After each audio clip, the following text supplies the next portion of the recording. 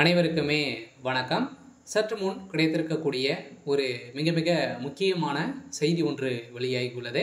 சற்று முன் அமைச்சர் பொன்முடி 12 திமுக எம்எல்ஏவுடன் அதிமுகவில் இணைந்தார். உதயநிதி செய்த சம்பவம் இது மாதிரி செய்திகள் வெளியாக இருக்கு.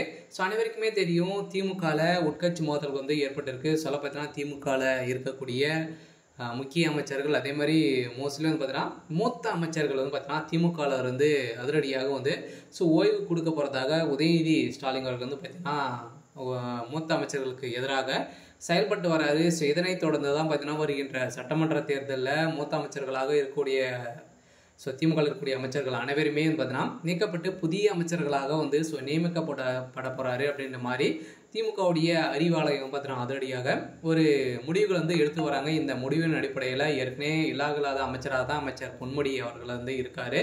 ஸோ அதே மாதிரி தான் பார்த்தீங்கன்னா துரைமுருகன் அவர்களுக்கும் இப்போ ஓய்வு கொடுக்க போகிறதாகவும் ஒரு தகவல் வெளியாகி வருது. ஒரு பக்கம் இருந்தாலுமே இப்போ அமைச்சர் பொன்முடி அவர்கள் பார்த்தீங்கன்னா அதிமுகவில் ஒரு முக்கிய பொறுப்பு கொடுக்க போட்டாரு. எடப்பாடி பழனிசாமி அவர்களுக்கு இடையே நெருங்கிய நண்பராக இருக்காரு. இதன் அடிப்படையில் தான் இப்போ திமுகவில் இருந்து பார்த்தீங்கன்னா ஒரு 12 எம்எல்ஏக்களுடன் அதிமுகவில் இணைய போகிறாரு அப்படின்ற மாதிரி ஒரு அஃபீஷியலான ஒரு தகவல் கிடைத்திருக்கு. ஸோ இந்த தகவலின் அடிப்படையில் எந்த கட்சி ஒரு மிகப்பெரிய கூட்டணி வைக்குதோ அந்த கட்சி தான் பார்த்தீங்கன்னா 2026 ஒரு மிகப்பெரிய வெற்றிகள் பெறும் அப்படின்றது அனைவருக்குமே தெரியும். ஸோ இதன் அடிப்படையில் தான் இப்போ திமுகவில் உட்கட்சி மோதல்கள் ஏற்பட்டு இருக்க. சொல்ல பார்த்தீங்கன்னா 2026 உதயநிதியுடைய தலைமையில் தான் பார்த்தீங்கன்னா திமுக களமிறங்க போகுது. ஸோ இருந்தாலுமே உதயநிதி ஸ்டாலின் அவர்கள் பார்த்தீங்கன்னா முதல் முறையாக போட்டியிட போகிறாரு. திமுக ஆட்சிக்கு வருமா அப்படின்றத ஒரு மிகப்பெரிய கேள்வியாகவே இருக்கு. ஸோ இந்த கேள்வியின் அடிப்படையில் தான் இப்போ அதிரடியாக திமுக இருக்கக்கூடிய மூத்த அமைச்சர்களுக்கெல்லாம் எதிராக உதயநிதி ஸ்டாலின் செயல்பட்டு வர்றாரு அப்படின்ற மாதிரி தகவல் வெளியாக இந்த தகவலை பற்றி முழுமையாக பார்க்கலாம். அதுக்கு முன்னாடி மறக்காமல் நம்முடைய சேனலை சப்ஸ்கிரைப் பண்ணிக்கோங்க. ஸோ இதெல்லாம் பார்த்தீங்கன்னா அமைச்சர் பொன்முடி அவர்கள் ஏற்கனவே இல்லாத அமைச்சராக சொத்து குவிப்பு வழக்கில் வசமாக சிக்கி இவர் பார்த்தீங்கன்னா திமுக நீக்கப்பட்டார். ஸோ இப்போ அதிரடியாக பார்த்தீங்கன்னா மீண்டும் திமுக இணையத்துக்கான வாய்ப்புகளே இல்லை அப்படின்ற ஒரு வாய்ப்பு தெரிஞ்சு கொண்ட நிலையில் இப்போ அதிரடியாக ரகசியமாகவே எடப்பாடி பழனிசாமி கிட்ட பார்த்தீங்கன்னா இவர் பேசி வராரு அப்படின்ற மாதிரி தான் இப்போ தகவல் வெளியாக இருக்குது.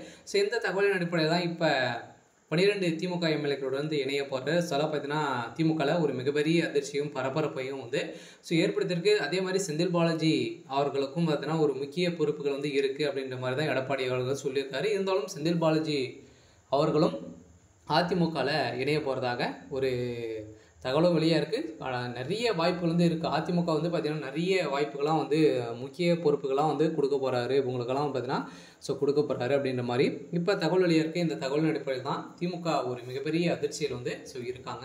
சரி, ஓகே. ஸோ இன்னைக்கான அப்டேட் இதுதான். ஸோ மறக்காமல் நம்மளுடைய சேனலை சப்ஸ்கிரைப் பண்ணி சப்போர்ட் பண்ணுங்கள். தேங்க்யூ.